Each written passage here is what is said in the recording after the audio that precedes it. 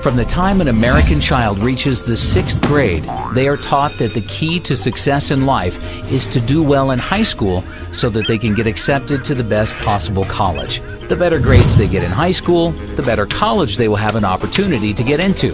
They are taught that if they get into a great college and get their college degree, any type of job they desire in the field of their choice will be there waiting for them. After getting their dream job, they will be able to buy any car and house they desire, start their own family, and live the American dream. Most Americans today have an expectation of future economic success simply by obtaining a college degree. The entire purpose of elementary school is to prepare students for high school, and the entire purpose of high school is to prepare students for college. In fact, the U.S. now has hundreds of private college preparatory high schools that, at a cost of $25,000 per year, are supposed to increase students' chances of getting into a top-tier college. Students are taught to believe that if they don't go to college, they will be on a path to nowhere and will have no chance of ever building a successful career. Government regulations like No Child Left Behind have left grade and high schools in shambles. Instead of teachers having the freedom to think outside the box and use creative techniques to prepare their students for the real world, they are forced to be narrow-minded and teach with worthless information that will never help their students have successful careers. Today, there are no high schools left in America that teach students the knowledge necessary to start their own business, invent their own product, or even how to use the internet and other free resources to become educated about things without attending college. The annual cost to attend the average private four-year college in America today is $27,293, up 29% from 5 years ago during the 2005-2006 school year when the annual tuition cost $21,235. This does not include the cost of textbooks, which have tripled over the past decade. Colleges are now charging $200 for each single textbook that has no resale value because they put out new, slightly revised versions with a new name each year. The textbook publishers are even colluding with college bookstores to make custom textbooks so that students can't save money by buying them online. Colleges are getting kickbacks from publishers in order to destroy the used textbook market, which by itself is proof enough that college administrators are only interested in lining their own pockets and have no interest in helping their students.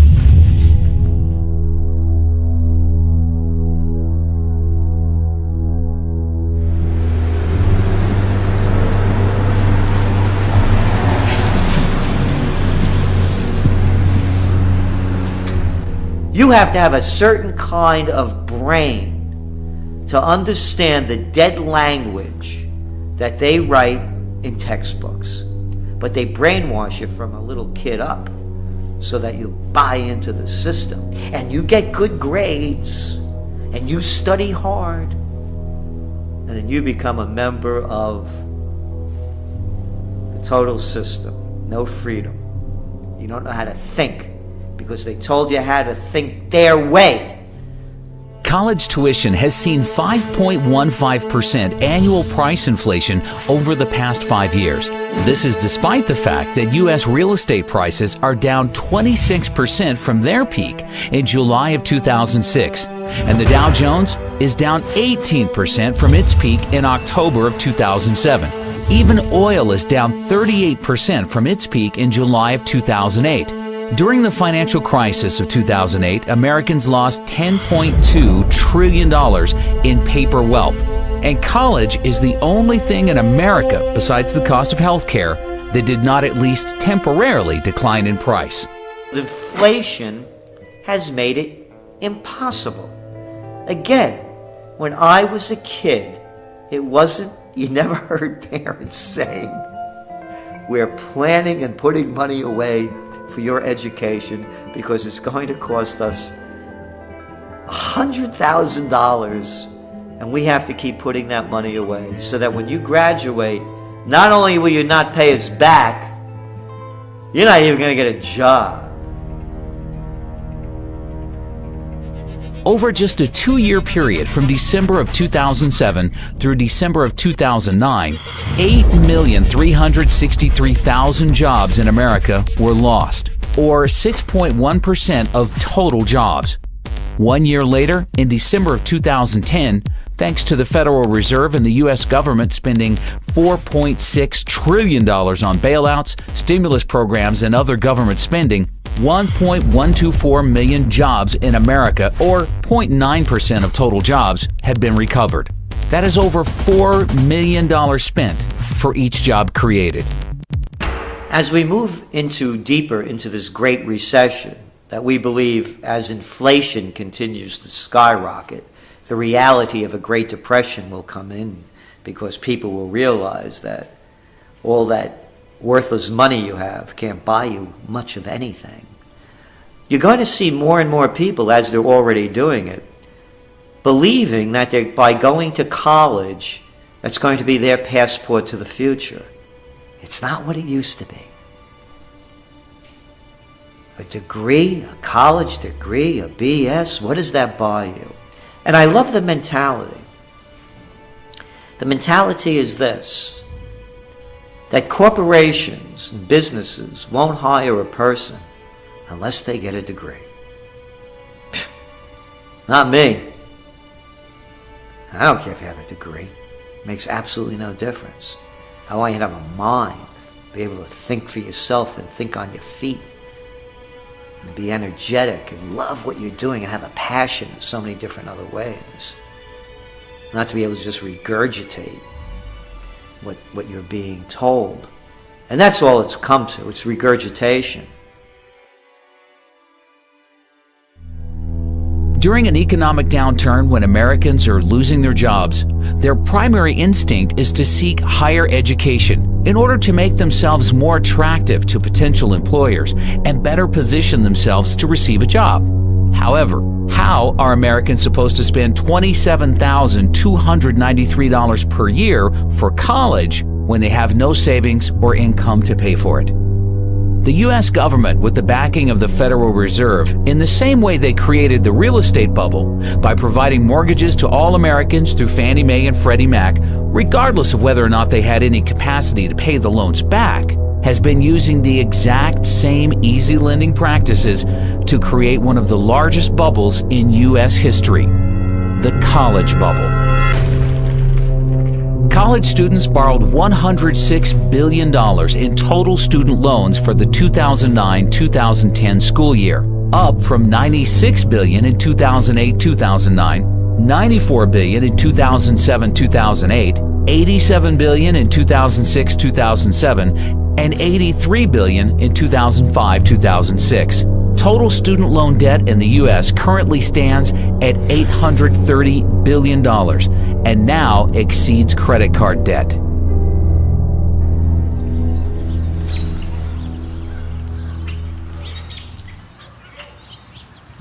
I was so pro-education. That's all I wanted in my life, was an education.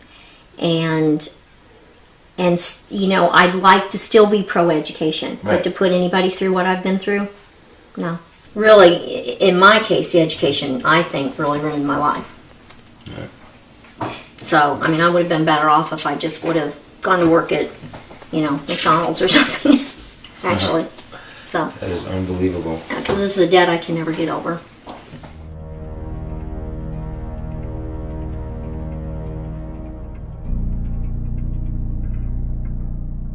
The U.S. government created Fannie Mae and Freddie Mac in order to make housing more affordable, but instead, their actions drove housing prices through the roof and made buying a house impossible for most Americans unless they took out no-money-down teaser loans with interest rates that substantially increased after a year or two.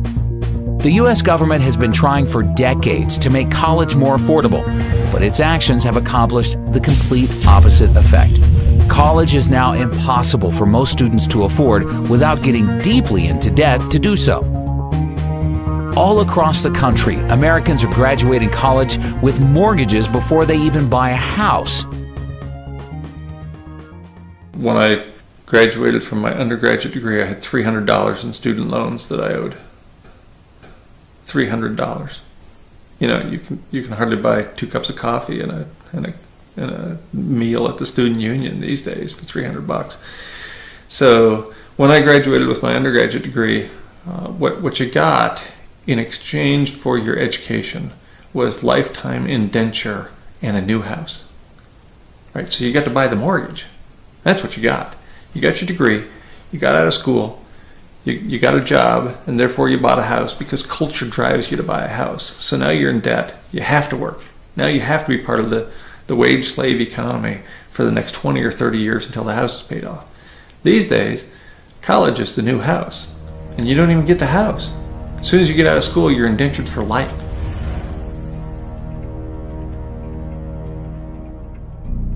Once you started taking out loans, what kind of debt did you end up getting into, and how much have you been able to pay off, and how much you still have? When I walked out of dental school, I was $136,000 in debt, and I have paid in close to $100,000 right now.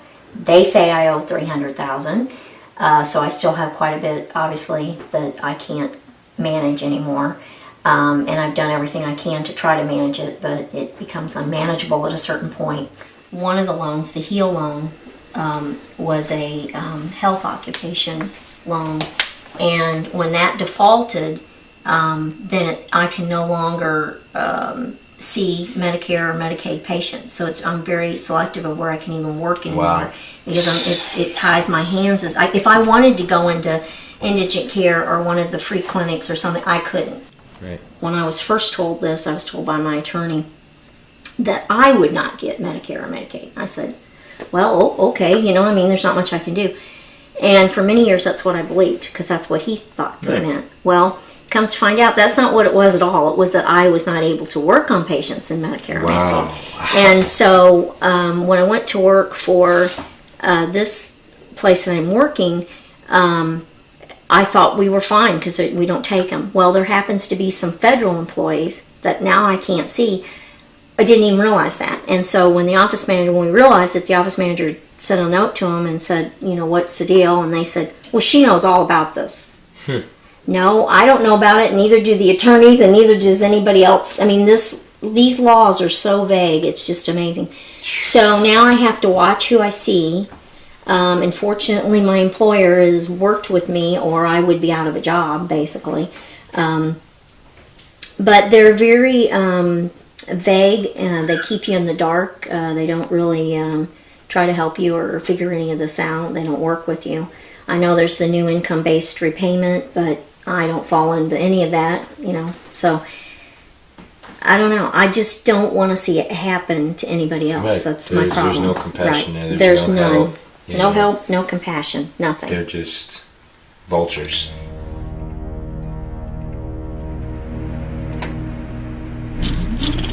Back in the 1970s, the average college student was able to afford their college tuition without any student loans or help from their parents. They were able to pay for college by working a part-time job year-round or by simply working full-time during the summer when they were off from school.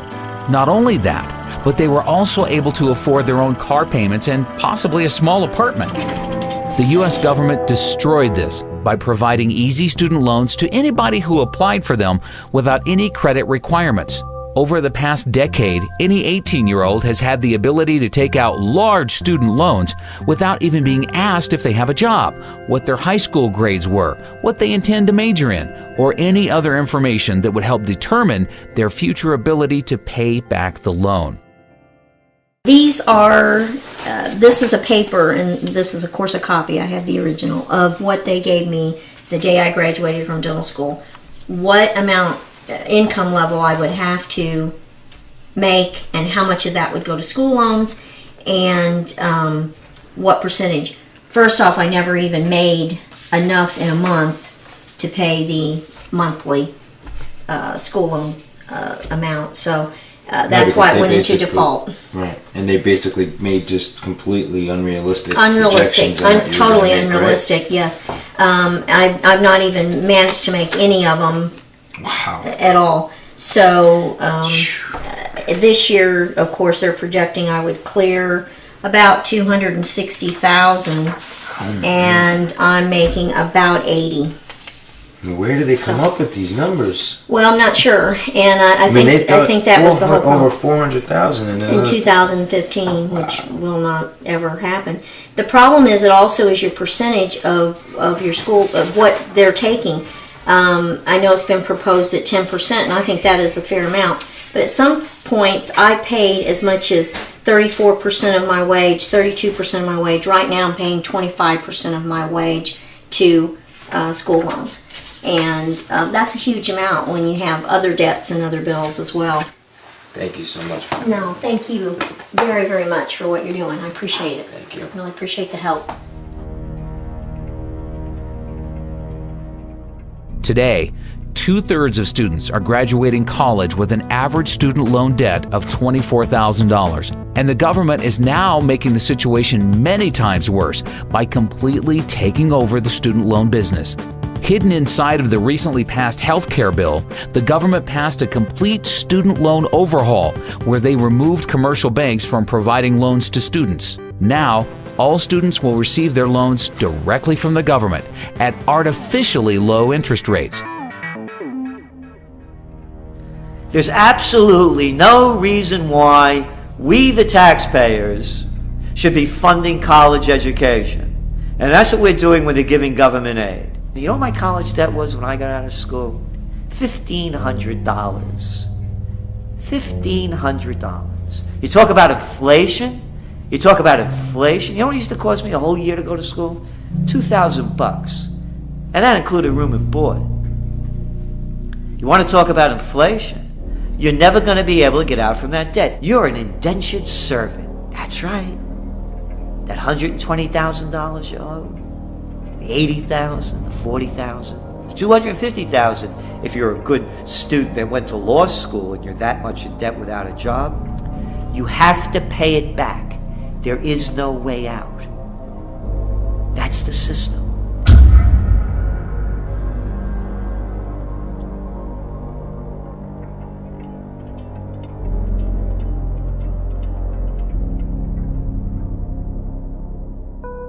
One of the unintended consequences of the Wall Street bailouts of 2008 is that now most American students believe that if they take out loans to attend college but can't find a job to pay them back, they will be bailed out by the government and have the loans forgiven. NIA believes this is indeed what will ultimately happen, and therefore it will be U.S. taxpayers who end up paying for the artificially inflated, sky-high tuitions for all college students who can't or choose not to repay their loans. It won't only be taxpayers who suffer. All holders of U.S. dollars worldwide will ultimately pay for everybody's student loans, as the Federal Reserve is likely to print the money to make up for these bad debts, which will lead to hyperinflation and a worthless U.S. dollar. Many students are outright abusing the system. Although government student loans get sent directly to the college or university to pay for a student's tuition, private student loans that are guaranteed by the government usually get sent directly to the student in the form of a check. NIA has been hearing countless reports of students using this free student loan money to buy food, electronics, clothing, jewelry, even cars. The friend of one NIA member used his student loan money to rent and furnish a fancy apartment in Manhattan and didn't even go to college. Even when the loan comes directly from the government and goes straight to the college, there is often thousands of dollars left over each semester after tuition is paid for. This extra money then gets dispersed directly to the student in the form of a check. There is an epidemic in America of students using their student loan money for non-educational purposes, and absolutely nothing is being done to stop this from happening. This is complete insanity, and all Americans will pay for the madness in the very near future. One NIA member from Kansas City, Missouri, has a wife who was one semester short of obtaining her teacher's degree. Instead of borrowing the $8,000 required for tuition at Northwest Missouri State University, she took out a government student loan for $13,000 and used the extra $5,000 to buy a used car. Unfortunately, shortly before graduating, Kansas City closed several schools and laid off 300 teachers. She is now working at a school cafeteria for $8.50 an hour. Although she was required to make monthly payments of $146 for 10 years, after calling the government student loan office and inquiring about their income-based payment plan, they agreed to reduce her monthly payments to $0. With all the modern technological advances the world has been experiencing in recent years, the cost of a quality college education in America should be getting cheaper. It is now cheaper to purchase a plasma television or laptop computer than years ago because the government doesn't subsidize purchases of these products. If there was a true free market in college education, colleges would be figuring out more cost-efficient ways to educate students using modern technology in order to bring tuitions down and compete against each other for the enrollment of students. By guaranteeing student loans and providing too much financial aid to students, the U.S. government destroyed the free market in college education. One NIA member who is 50% owner of a private vocational school tells us that he is legally forced to raise tuitions every time the government raises financial aid to students. The government's 90-10 rule mandates that at least 10% of a private for-profit college's income comes from non-federal government sources. Therefore, private for-profit colleges must keep raising tuitions to stay within the 90-10 rule. The government needs to get out of the education business completely and allow private banks to re-enter the market and compete against each other in order to offer loans at reasonable interest rates to students who will have the best ability to pay them back. The reality is, the majority of the students who qualify for loans today from the government would no longer qualify. But this will force colleges to either bring down their expenses in order to charge affordable tuitions or close their doors for good. Colleges in America spent $10.7 billion on construction projects in 2009, down from an average $14.7 billion spent per year from 2005 to 2007, but still very excessive. Colleges have recklessly spent to build new libraries, gyms, sports arenas, housing units, etc., all for the purpose of impressing potential students and their families. None of these projects have added anything to the quality of college education in the U.S. Many colleges have very large levels of debt they undertook to build new construction. With most college endowment funds being crushed in recent years due to collapsing real estate and stock market prices, many colleges have very poor balance sheets that won't be able to withstand the slightest drop in enrollments. Jocks! Grown-up jocks! Excuse me, they're coaches now. Hey, coach. Making millions of dollars. For what does this have to do with education? What a waste. What a waste. 2-bit universities fielding baseball teams, football teams, basketball teams. For what? To entertain the kids?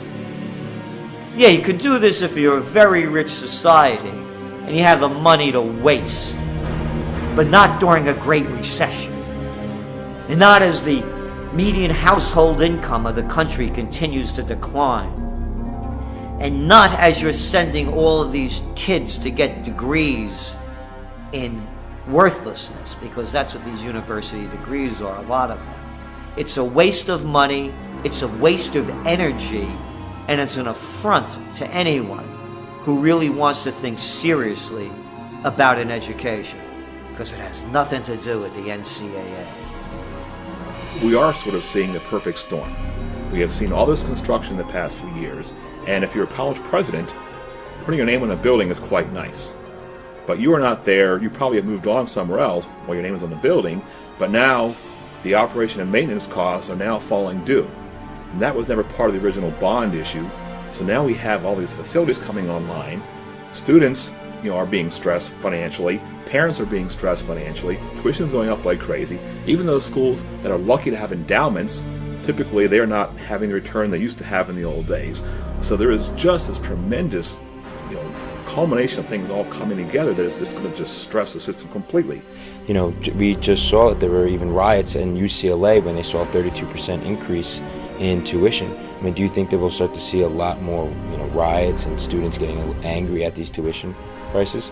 I would love to see a little more activism on the part of my students. I think they have been taking this now for such a long time that maybe it's just part of the scenery now, and they're not really worried about it anymore.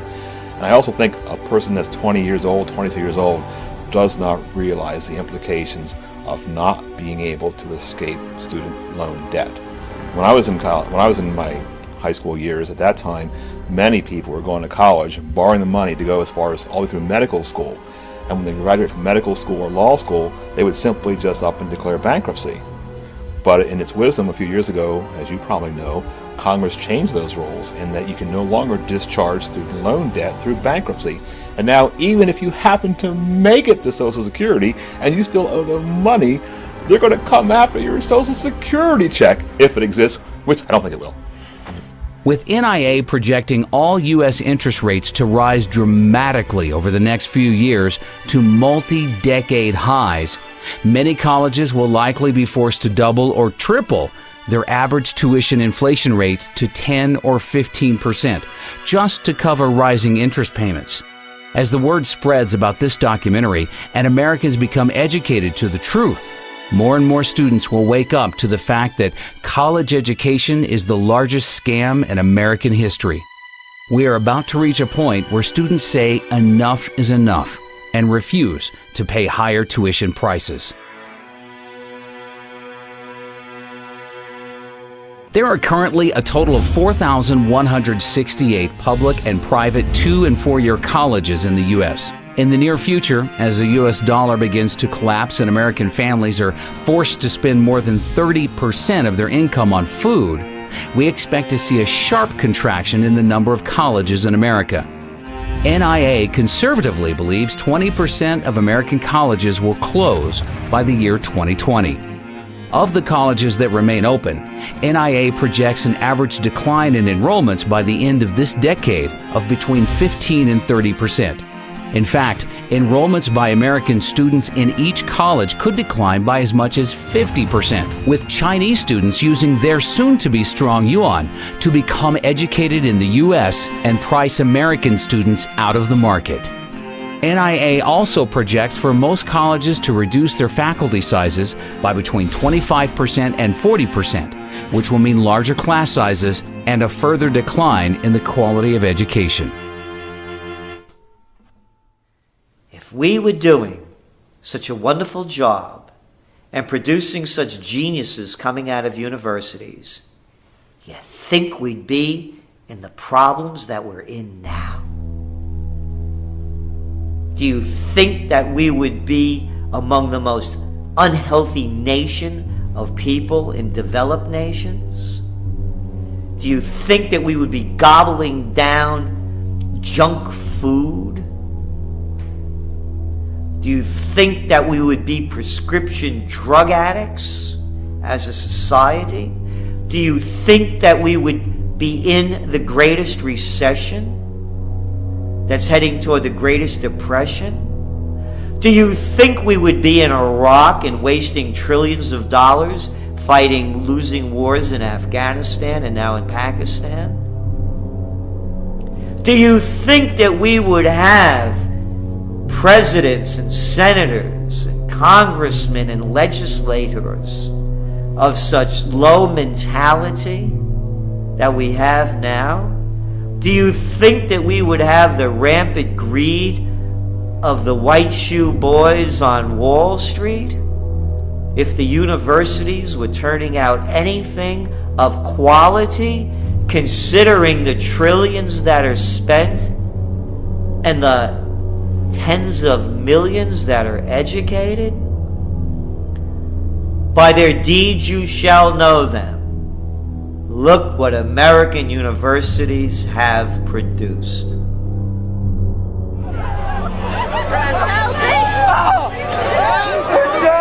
The simple truth is, any American high school student who has any savings put away that they are planning to spend on college would be much better off simply investing this money into physical silver. A senior in high school with $30,000 in savings who buys physical silver today will likely have enough money to buy the median U.S. home 4 years from now. while all of their friends will be graduating college with no job or money to buy a house, but will be stuck with hundreds of thousands of dollars in debt and a worthless piece of paper called a college degree. How worthless is education? Let me count the ways in my worthless college degree. Worthless. That's what a college degree is worth. Here's my worthless law degree. Equally as worthless. Here's my worthless license to practice law. Worthless. And here's my worthless computer science degree. Also worthless. That's the value of education.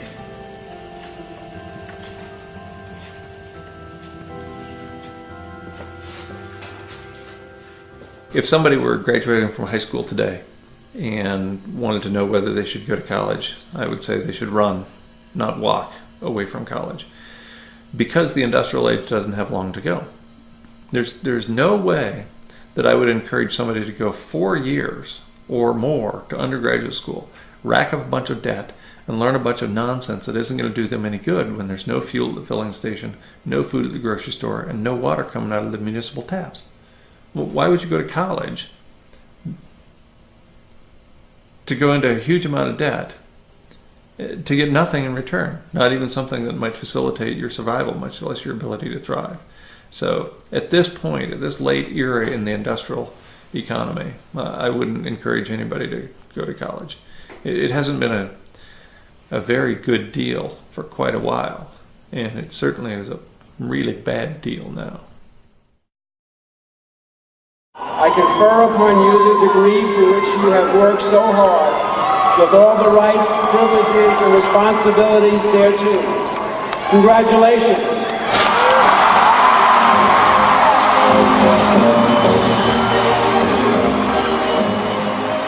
As fast as college tuition costs are rising, the value of a college degree is declining even faster. The youth in America today need to be taught to think for themselves and realize that there is no value to having a college degree if everyone else has one. I was in the student union where graduation was about to take place, and they had a series of plaques on the wall. And they listed all the students who had graduated with a 4.0 grade point average. And the first plaque had, all the plaques were basically full of names. But the first plaque had the first 50 or 60 years of the university represented. To fill that plaque with the 20 or so names on it required 50 or 60 years of higher education. Of course, in the most recent 5 years, there were multiple plaques for every year. We're churning out 4.0 students at the rate of a couple hundred a year. That used to mean something. If you're the only person in the first 40 years of the history of the institution to have a 4.0, that's meaningful. Now everybody's a 4-point student. Our standards have fallen so profoundly that anybody with a heartbeat can get a 4-point average. It's just absurd. The U.S. Bureau of Labor Statistics reported in April of last year that as of October 2009, 70.1% of 2009 high school graduates were enrolled in colleges or universities, an all-time high since they began keeping this statistic, and up from 68.6% of 2008 high school graduates enrolling into college. In other words, there is no longer anything special about a college degree in America if 70% of everybody else is also attending college to receive one. NIA is working hard to ensure that it will soon become common knowledge in the U.S. that a college degree gives you no advantage over the rest of the population. When Americans finally learn the truth, the college bubble in America will burst.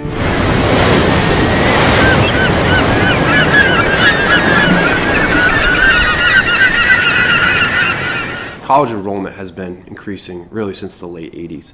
But what kind of is an unknown secret is since 1992, the majority of college graduates, 60% of them, were in positions that the BLS considered low scale and typically did not require a high school education. For example, 20% of all the new waiter and waitressing positions created since 1992 have been filled by college graduates.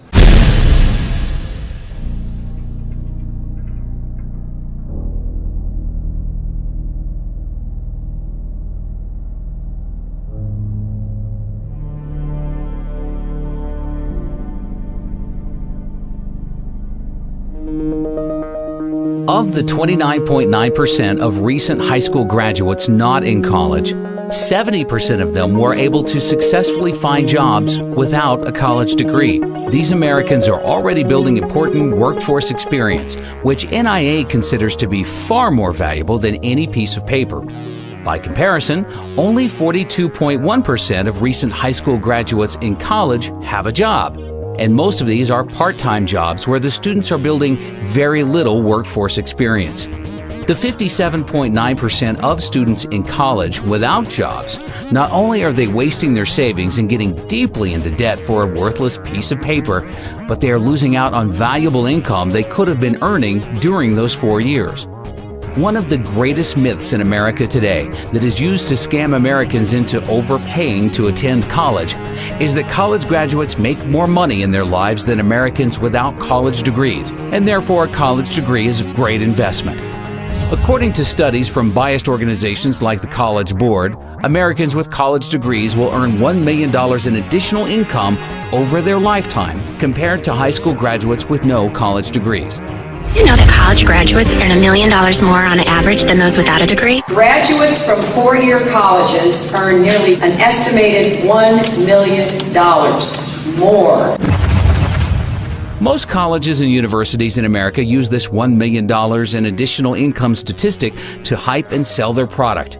It has been repeated so many times that it's just about been accepted by all with nobody questioning its validity. However, for any student thinking of attending college, they need to consider the facts surrounding this number and compare it to the true cost of attending college. With the cost of annual college tuition now at $27,293, if we assume continued 5.15% college tuition inflation over the next 4 years, the average cost for a student entering college now to receive their bachelor's degree in 4 years will be $117,900. Therefore, even with the current college inflation crisis, an expenditure of $117,900 on the surface seems like a good investment if the return will be $1 million. The secret truth is, most college students do not receive their degree in 4 years. The Americans who are earning $1 million more in their lifetimes are actually spending an average of 6 years in college before receiving their degrees.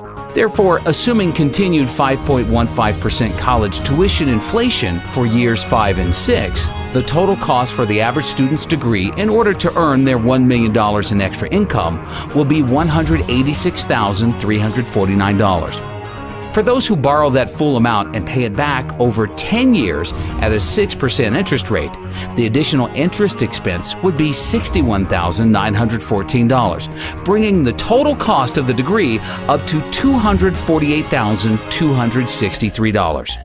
Then you need to consider the matter of lost income. The average high school graduate who finds an entry-level job without a college degree earns $35,400 per year over the first 6 years.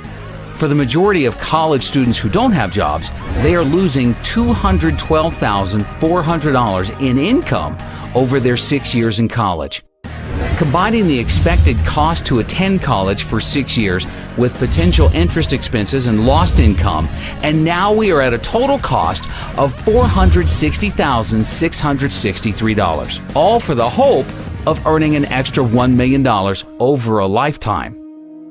Another important fact is, all of the reports that show $1 million in extra income for college graduates over high school graduates include students who receive GEDs as being high school graduates. Most GED recipients weren't motivated enough to graduate high school and therefore shouldn't be included in these statistics as real high school graduates. NIA believes GED recipients are unfairly skewing down high school graduates' average incomes. Also, the simple truth is, some Americans are just more motivated than others to make money and have successful careers. Somebody who wants to earn a high income usually goes to college because they have been suckered into believing it offers them the greatest ability to do so.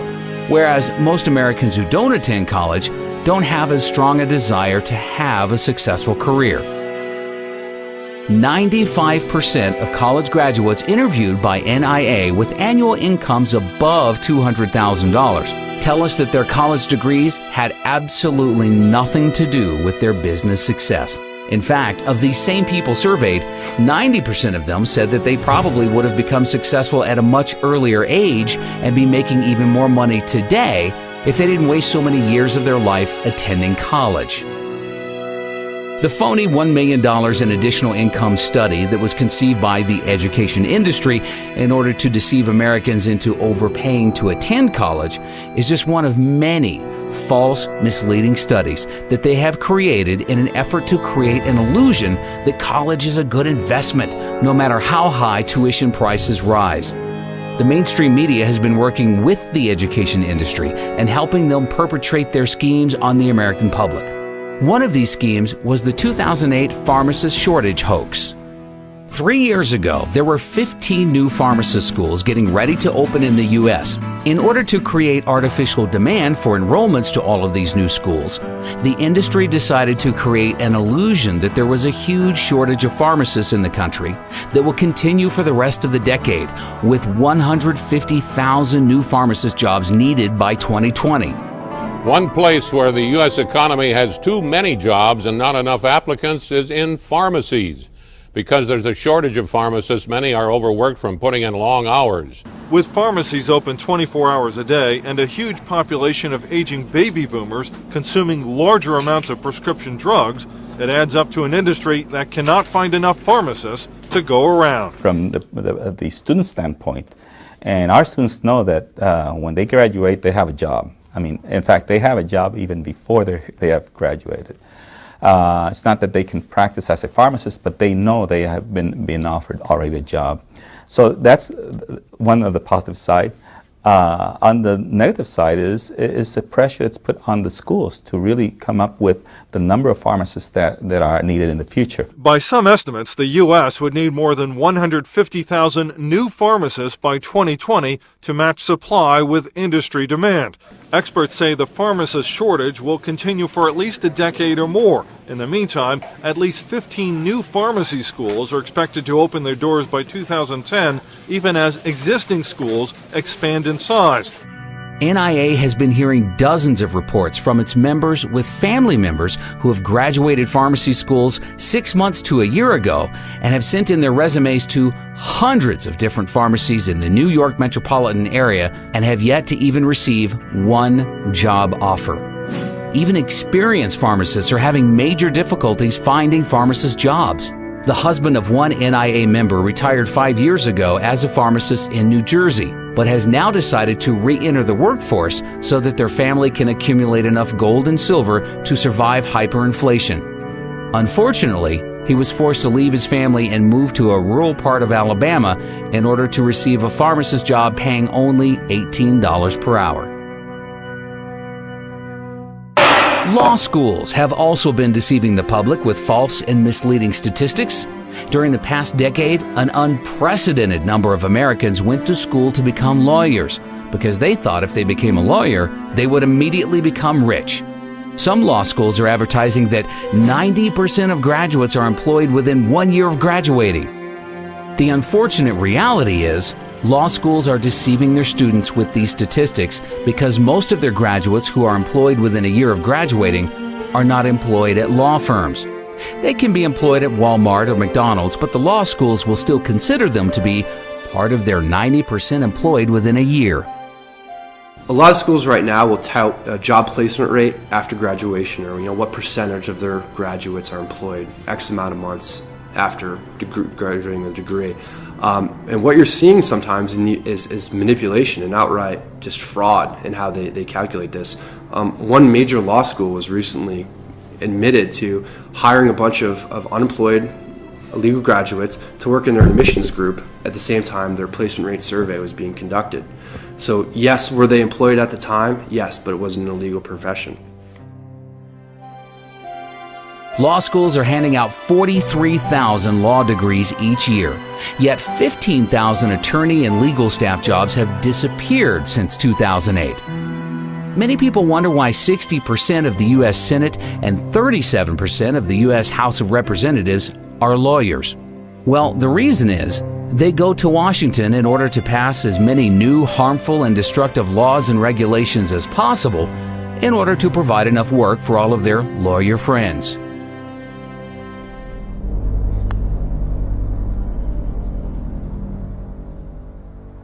So I decided to go to law school. I went to Chapman University School of Law. I graduated in 2005 and passed the bar in 2005, July of that year. And overall, I did not have a good experience in law school. In fact, the first week going into law school, it was not at all what I expected. I thought that the law was to promote freedom and liberty and justice. And in fact, what I realized shortly after entering law school is what the law has become is an excuse for bureaucrats to regulate just about every aspect of our behavior. All of the needless legislation that is passed each year in order to provide work for lawyers has the devastating unintended consequence of destroying what little is left of the free market. Small businesses are the backbone of the U.S. economy, but it is now nearly impossible for a small businessman with limited financial resources to build a large, successful corporation in any sector because their legal costs would eat up all of their capital needed for research and development. Lawyers do very little to add real value to society. In fact, most legal and financial related service jobs on Wall Street are made possible solely due to inflation. It is because of the Federal Reserve's 0% interest rates and trillions of dollars in bailouts that all of these jobs exist. But these jobs only exist because money is being stolen from middle-class goods-producing workers and being redistributed to non-producing workers on Wall Street. A lot of people that I graduated with found law to be very similar to how I found it, and that is, it wasn't really about helping people or benefiting the community. It was really just a system whereby bureaucratic lawyers make money trying to interpret complex statutes that really serve no purpose. There is a law for just about everything. You want to marry somebody who you love, you have to get a license to do that. You want to develop the real property that you purchased, you have to go to the city and get permits and licenses to do that. You need permits and licenses to do just about everything that should be legal because you're not hurting anybody else. To start your own business, you need a business license, you need your taxpayer ID number, you need all kinds of things just to get up and running. And so all these restrictions and laws and statutes, a lot of them which are not even passed by Congress, they're simply passed by administrative bureaucracies, they hamper the economy, they hamper economic growth, and they actually act in a tyrannical sense against people starting their own businesses and providing for themselves. 75 years ago, agriculture made up 28% of the U.S. GDP.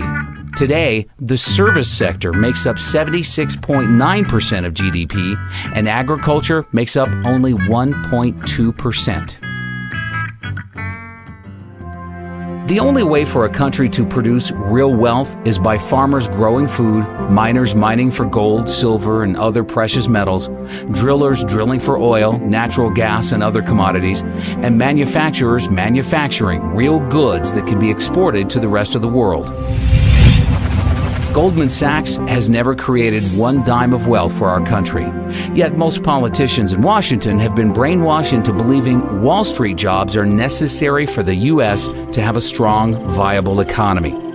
Likewise, nearly all Americans who have gone to school during the past decade have gone to school for degrees in legal, financial, or other service sector jobs. Almost no Americans have gone to college to become farmers, gold miners, or oil drillers.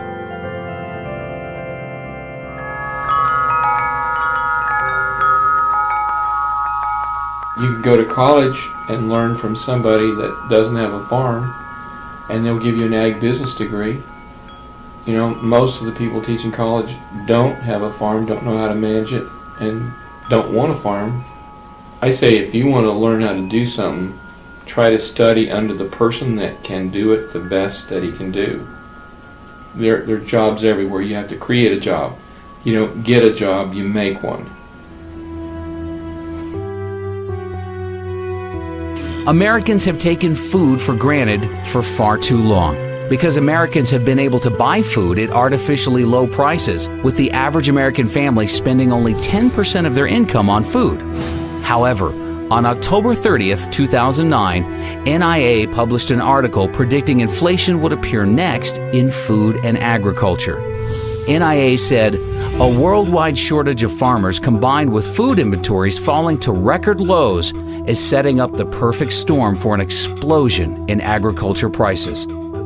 From the time NIA wrote this article until now, we have experienced the largest ever short-term increase in agricultural commodity prices.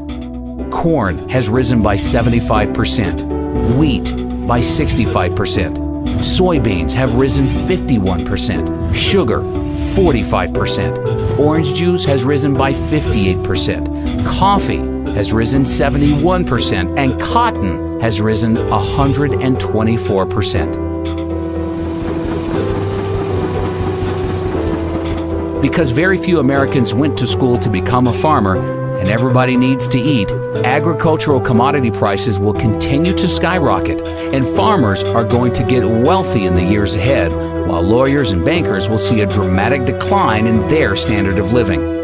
The free market will adjust and see to it that lawyers, bankers, and other non-producing financial service workers see a 90% decline in their real incomes. Everybody can't be a college graduate. Somebody's got to grow food. You know, everybody can't ride the wagon. Somebody's got to pull it.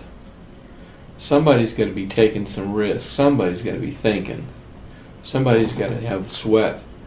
Last summer, this lady I was telling you about that bought some cattle from us, she came here to get some cattle in August, and my grandson was downstairs splitting firewood. We burned firewood in this building because it saves us about $600 a month over burning propane. So my grandson was cutting firewood, and he was swinging the axe down here splitting logs. And it was August, it was about 95 degrees, and she came in here to sit down, and she says, there's a kid down there cutting firewood. Said the sweat's dripping off of his nose. Said, what'd he do wrong? He didn't do anything wrong. It's his job. He's cutting firewood. That's her grandson. He's 14. You know, he'll cut, 6 cords of firewood a day. That's what he does. The only thing that has been supporting the U.S. service sector economy for so long is the U.S. dollar's status as the world's reserve currency and the world's willingness to hoard trillions of dollars in U.S. dollar reserves in order to trade oil and other valuable commodities. The U.S. dollar became the world's reserve currency because it was backed by gold and the U.S. had the world's leading manufacturing base. Today, the U.S. dollar is a fiat currency that is backed by nothing, and our manufacturing base has been rapidly deteriorating, with most of the products the world buys now made in China and other Asian countries.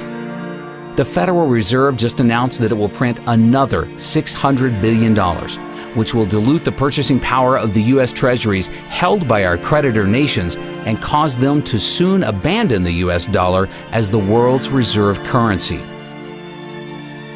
The entire U.S. economy is a Ponzi scheme that is dependent on the rest of the world continuing to buy larger amounts of U.S. treasuries. Pretty soon, not only will the world stop buying our treasuries, but they will dump the treasuries they already own. All of our deficit spending will have to be paid for by outright money printing. Although the government and media would like you to believe the U.S. economy is going through a recovery, the truth is, the U.S. economy is on life support.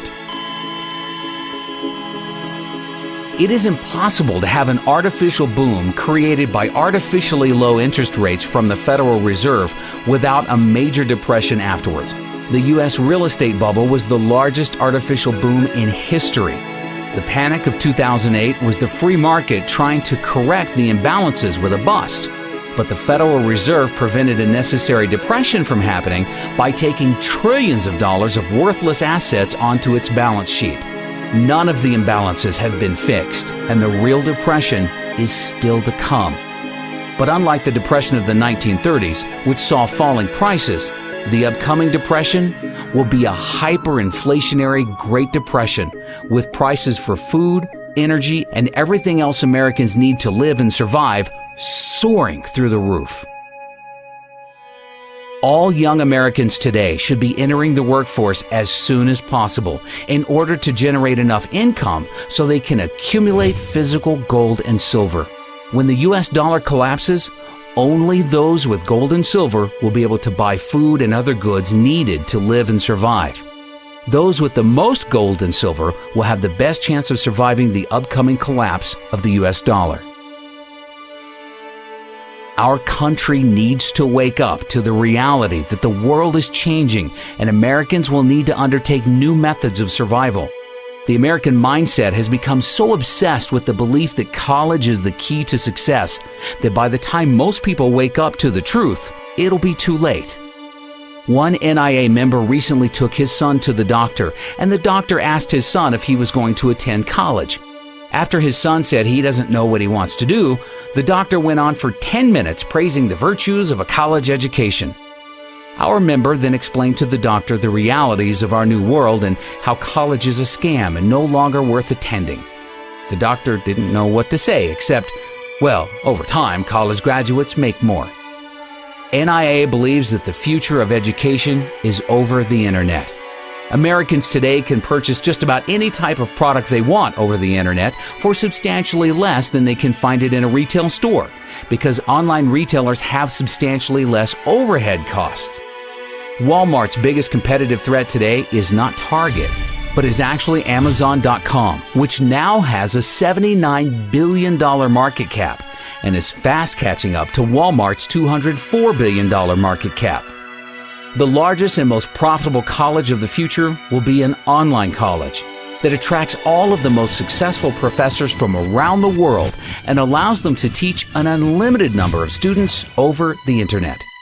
Students will have the opportunity to be taught by the very best in any field of their choice from the comfort of their own home. They will receive a much higher quality education for only a small fraction of the cost of attending a traditional college. By the end of this decade, NIA expects online colleges to gain at least a 25% market share of the total higher education industry. Well, you actually also teach online courses as well. I mean, do you think that that's the future, online learning? I think the future actually is online learning. If the grid can stay up, which I hope it does, I think most people have an interest in seeing that happen. So I think a lot of things could fall apart before the grid and the internet does. So I think that's the way. I always ask my students, does it really make a whole lot of sense for all 20 of us to drive here every Tuesday and Thursday to get together to talk about digital media stuff when we really could do this with a little bit of re-engineering and actually have, instead of all of us coming together, if I came to you wherever you were? I think that's a model of the future. If you figure out each student probably spends 2 gallons of gas a day to come to class, times 20 students, times 15 weeks, add up how much gas that is and how much that costs.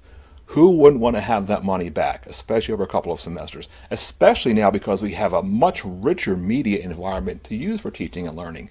I can now embed videos in my classes. I can bring in things like the National Inflation Association videos to my classes. I can bring dynamic, compelling things to my class that even in the old days, if I was really a compelling speaker, it's far better now. So even a mediocre professor like me can make my class rich and interesting, even in the online environment. You tell me the difference about sitting in an auditorium in NYU with 1,000 other people or sitting in front of your screen and listening to a professor. What's the difference? Look what's going on in India. They estimate some 500,000 Indians have gotten university degrees in engineering through online. Interactive view is what I called it back then. And how many did we turn out in the USA in the same period? About 150,000. It's the future. The future is now.